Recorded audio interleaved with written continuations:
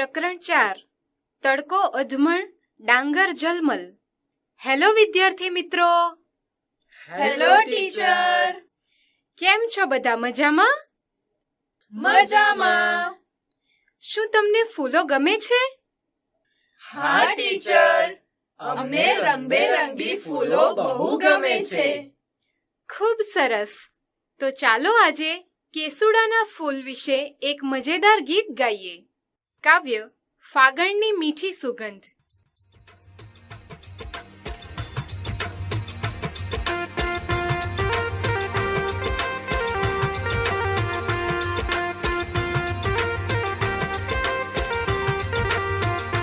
હાલો હાલો કેસુડાના ફૂલ વીણવા, હાલો હાલો કેસુડાના ફૂલ વીણવા, ઓલ્યા ફાગણની મીઠી સુગંધ ઝીલવા, હાલો હાલો કેસુડાના ફૂલ વીણવા.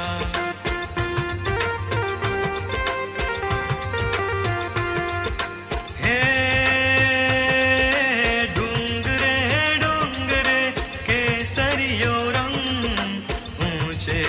શિમડે લાલ લાલ રંગ, ડુંગરે ડુંગરે કેસરિયો રંગ, ઊંચે શિમડે લાલ લાલ રંગ.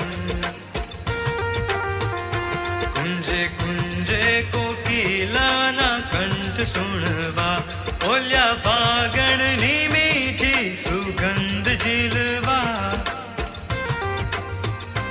હાલો હાલો કેસુડાના ફૂલ વીણવા.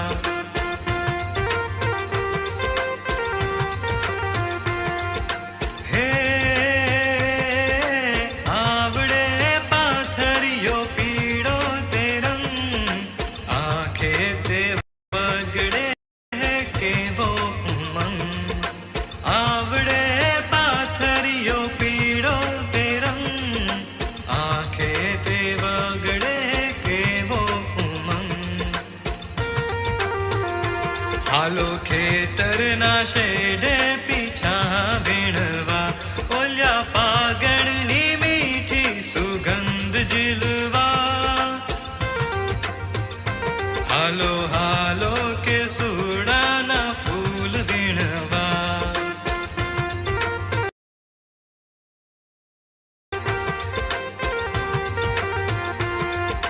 હે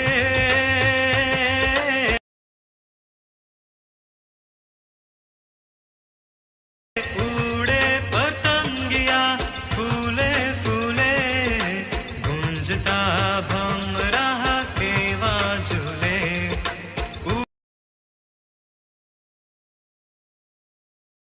ઉડે પતંગિયા ફૂલે ફૂલે, ગુંજતા ભમરા કેવા ઝૂલે.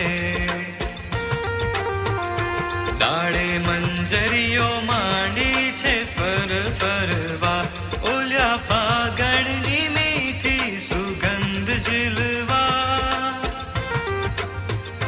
હાલો હાલો કેસુડાના ફૂલ વીણવા.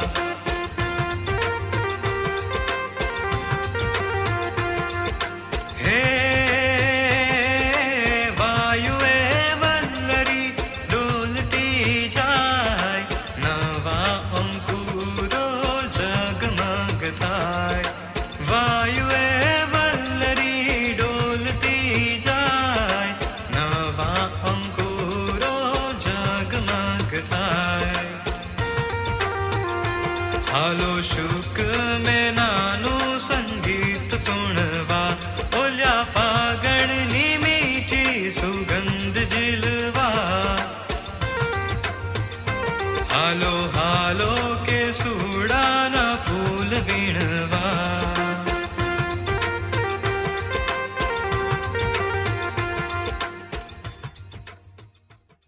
આ ગીતિકામાં કેસુડાના ફૂલની વાત કરવામાં આવી છે. તે ફાગણ મહિનામાં મીઠી સુગંધ ફેલાવી દે છે. ડુંગરે ડુંગરે કેસરીયો રંગ ફેલાઈ જાય છે અને ઊંચેરા શિમડે લાલ રંગ હોય છે.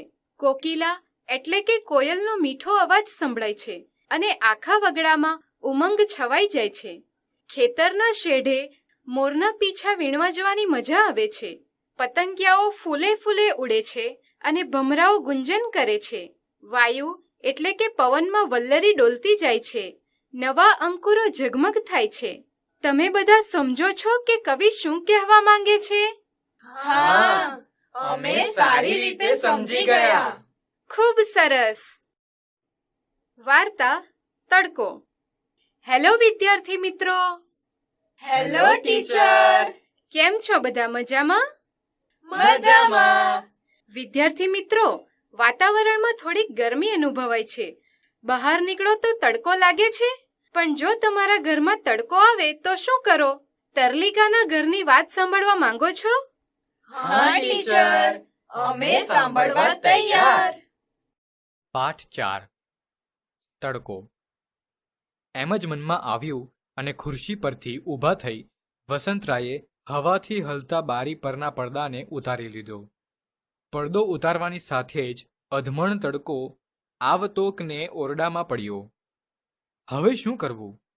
વસંતરાયની ચામડી એવી નાજુક હતી કે પોષ મહિનાની મોડી સવારનો આટલો તડકો પણ એમનાથી ખમાતો નહોતો.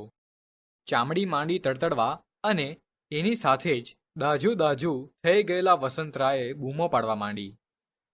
કોઈ ઘરમાં છે કે નહીં? આ જુઓ, અધમણ તડકો આવી પડ્યો છે. છેક મારા ઓરડામાં.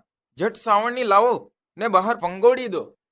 વસંતરાયની બૂમો સાંભળીને તરલિકા દોડતી આવી સાવરણી સાથે. શું થયું બાપુજી? શું થયું? અરે બેટા, જો ને આ અધમણ તડકો. તો તમે સાવરણી શું મંગાવી? સણસી પણ નહીં, સણસો જોઈશે. સણસો? બા, ઓ બા, ઝટ ઓછવભાઈને ત્યાંથી સણસો લઈને આવ. તડકો ભરાઈ ગયો છે આપણા ઘરમાં. તરલિકાનો અવાજ આમેય મોટો હતો અને અત્યારે તો પરિસ્થિતિએ પાછી તંગ હતી. એટલે તરલિકા કૂદકો મારી ખુરશી પર ચડી ગઈ અને વસંતરાયને પણ કહ્યું, બાપુજી, ઝટ પલંગ પર ચડી જાઓ. બિચારા વસંતરાય ધોતિયું પગમાં લપેટાયેલું તોય દોડ્યા. સહેજ પડવા જેવા થયા પણ પાછી જાત સંભાળી લીધી અને ચડી ગયા પલંગ પર. પગ અદ્ધર લઈ લો બાપુજી, આ તો તડકો છે, તડકો. અને તરલિકાએ એની બાને ફરી બૂમ પાડી, બાડી, શું કરે છે? સણસો લઈને ઝટ આવ ને. બા કાને બહેરી, તે સાંભળે કાંઈ નહીં. પણ આપણા ઓછાવલાલના કાન કહો ને કૂતરા જેવા સરવા.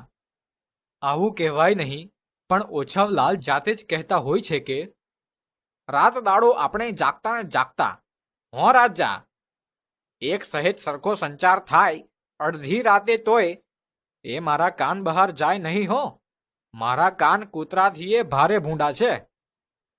ઓછવલાલ તરલિકાની પહેલી બૂમે સાણસો શોધવા માંડ્યા ને બીજી બૂમે સાણસા સાથે હાજર થયા.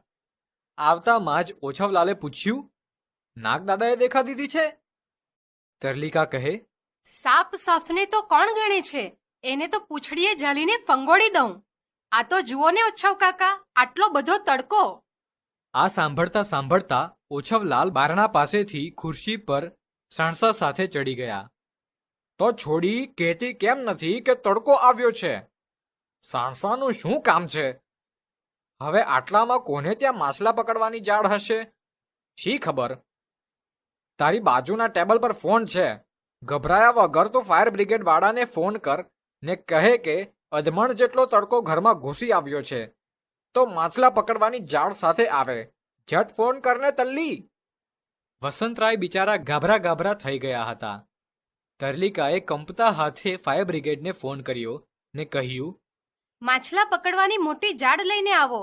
નરસિંહ એપાર્ટમેન્ટ, ટોલનાકા, અમદાવાદ 22. હા, ગણેશ બિલ્ડિંગથી 2 મિનિટને રસ્તે જ છે, પણ ઝટ આવો હો ભાઈ. પણ ત્યાં તો સામેથી રિસીવર મુકાઈ ગયું હતું. તે આ બારીનો પડદો કાઢ્યો તે તલ્લી? ઓછવલાલે પૂછ્યું. ના રે ના, મારા બાપુજી, બીજું કોણ? ઉંમર થાય છે એમ નાના ને નાના થતા જાય છે. બોલો. તરલિકા બોલતી હતી એ દરમિયાન વસંતરાય ચૂપ જ રહ્યા હતા. પણ આ પડદો બારીએથી હટાવવાની જરૂર શી પડી તમારે? તમે ખરા છો યાર, હા વસંતરાય? ઓછવલાલ સાણસો ખુરશી પરથી નીચે લબડાવતા બોલ્યા ત્યાં તો તરલિકાએ બૂમ પાડી. ઓ છવ કાકા, જુઓ તડકો ખસી તમારા ભણી આવે છે. જોજો, સણસો ઊંચે લઈ લો. અને સાચો સાચ તડકો 1/2 ઇંચ તો ખસ્યો જ હતો. તરલિકાના કહેવા સાથે જ ઓછવલાલે સાણસો સટાક ઊંચો લઈ લીધો અને હાંફવા માંડ્યા. કશું થશે નહીં ને મને? ઓછવલાલે પૂછ્યું. હજી 5 ફૂટ આઘો છે તમારાથી, પછી ફિકર શું કરો છો કાકા? તરલિકાએ ઓછવલાલને આશ્વાસન આપ્યું. પણ હજી બંબાવાળો કેમ ના આવ્યો? વસંતરાયે છેવટ જતા ન રહેવાયું એટલે પૂછ્યું. આવતો જ હશે, લ્યો સાયરન સંભળાય છે બંબાની. અને ઓછવલાલના બાકીના શબ્દો બંબાની સાયરનમાં ડૂબી ગયા. નરસિંહ એપાર્ટમેન્ટમાં આવતા બંબાવાળાને વાર ન લાગી. ગણવેશ પહેરેલા 3 જુવાનો દોડતા કૂદતા આવી પહોંચ્યા. એકના હાથમાં માછલી પકડવાની ઝાડ હતી, બીજા પાસે પાણી છાંટવાની પાઇપ હતી અને ત્રીજા પાસે ફાયરપ્રૂફ કપડાં હતા. ફાયરપ્રૂફ કપડાવાળા અફસર ઝટ આવીને પૂછે, શું છે? બીજો પૂછે, આગ લાગી છે? ત્રીજો કહે, જવાબ આપો ને, થયું છે શું? અને ત્યારે વસંતરાયે માત્ર આંખોથી ઓછવલાલે હાથની ચેષ્ટાથી અધમણ તડકો ચીંધ્યો, જ્યારે તરલિકાએ જોરથી બૂમ પાડી. જો બંબાવાળા ભાઈઓ, અમારા ઘરમાં તડકો અને એ વધતો ઓછો નહીં, એક સાથે અધમણ પડ્યો છે. શું તડકો? અને એની સાથે જ 3 લાઈ બંબાવાળા દોડતાક બંબે જઈ સાયરન વગાડતા જાય નાઠા. ત્યાં તરલિકાના બા આટલી ધમાલનો આછો અણસાર સાંભળતા વસંતરાયના ઓરડામાં આવ્યા. તરલિકાએ ભયાનક ચીસાચીસ સાથે પોતાની બાને ચેતવી. બા, ત્યાં બારીએ ના જતી. વસંતરાય પણ હાફડા ફાફડા થઈ કહેતા હતા, તમે સાંભળો છો તલ્લિકાની બા? ત્યાં તડકો છે. ઓછવલાલને તડકાથી દાઝીને ભડતું થઈ ગયેલા એક સાથે અનેક માણસો સાંભળ્યા અને એમણે આંખો મીચી દીધી. બિચારા બહેરા ભાભી આ તલ્લીને પૈણાવવાના કોડ સાથે જશે. હે રામ! તો વિદ્યાર્થી મિત્રો, તડકો એક હાસ્યપ્રધાન વાર્તા છે. અધમણ તડકો વસંતરાયના ઓરડામાં આવી જાય છે. વસંતરાયની ચામડી એવી નાજુક હતી કે પોષ મહિનાની મોડી સવારનો તડકો સહન થતો નથી અને ચામડી તડતડવા માંડે છે અને દાજુ થઈ જાય છે. તડકાને બહાર કાઢવા સાવરણી લાવે છે. તરલિકાને ફાયર બ્રિગેડ વાળાને ફોન કરવા માટે કહે છે. ફાયર બ્રિગેડ વાળાને કહે છે કે અધમણ જેટલો તડકો ઘરમાં ઘૂસી આવ્યો છે, તો માછલા પકડવાની જાળ સાથે લાવવા માટે કહે છે. આ બધા વાક્યો હાસ્ય ઉત્પન્ન કરે છે. આ બધી વાતો મનના તરંગો અને તુક્કા લાગે છે, પરંતુ હાસ્ય એક દવાનું પણ કામ કરે છે. તેથી જ કહે છે કે હસે તેનું ઘર વસે. કાવ્ય ડાંગરના ખેતરમાં તડકો. હેલો વિદ્યાર્થી મિત્રો, હેલો ટીચર. કેમ છો બધા? મજામાં? મજામાં. હું પણ મજામાં. તો બાળકો, તમે ડાંગરના ખેતરો જોયા છે? હા ટીચર, અમે જોયા છે. ખૂબ જ સરસ. તો ચાલો આજે આપણે સાથે મળીને ડાંગરના ખેતરમાં તડકો વિશેનું સરસ મજાનું એક ગીત ગાઈએ.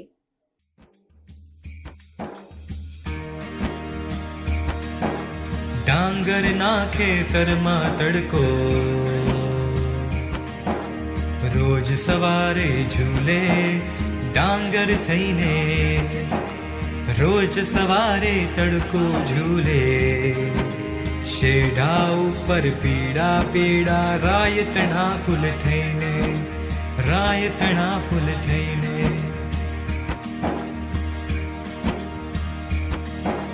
દૂર ક્યારડો વાલોડે લીલો, ભમ્મર થઈને ચક્કર ચક્કર ઘૂમતો, ને પાસ થોરની ટોચ ટુકડો આબ બનીને ચટાકરાતો રંગ લહેરમાં ચૂમતો. બહાર ઉભેલો આંબો એના પાન પાન આ ઉડી જાય રે પંખી ટૌકા થઈને ડાંગરના ખેતરમાં તડકો રોજ સવારે ઝૂલે ડાંગર થઈને નીક મહી ખડખડતા જડમાં આબ પડી અમડાય સૂરજના અસ્ત વ્યસ્ત ટુકડા તરતા રેલાય કાંટાળા બાવળમાંથી સૂરજના કિરણો જીર્ણ શીર્ણ થઈ તિરાડ તૂટી ભોય ઉપર ઠેલાય રંગ રંગના પડ્યા ગાબડા સીમ મહિને સીમ તણાશે ઢાવો તો આ ખીલે રે ફૂલે રે ઝૂલે સવાર થઈને ડાંગરના ખેતરમાં તડકો રોજ સવારે ઝૂલે ડાંગર થઈને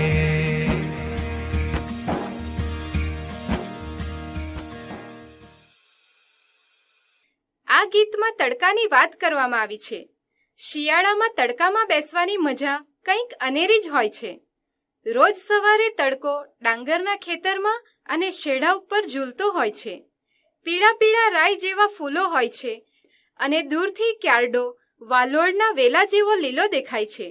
સવારનો તડકો અડવાથી થોરની ટોચ લાલ રંગના આકાશ જેવી લાગે છે. બહાર ઊભેલા આંબા પરથી પાન ઉડી જાય છે અને સૂરજના અસ્તવ્યસ્ત ટુકડા રેલાય એટલે કે વહી જાય છે અને કાંટાળા બાવળમાંથી સૂરજના કિરણો પસાર થાય છે. ખેતરમાં તડકો જાણે કે સરસ મજાનું કુદરતી દ્રશ્ય રચે છે. તો બાળકો, ગીત ગાવાની મજા પડી ને? હા ટીચર. તમને સૌને સમજ પડી કવિ શું કહેવા માંગે છે? હા ટીચર, અમને ખૂબ જ સારી રીતે સમજ પડી. ખૂબ જ સરસ.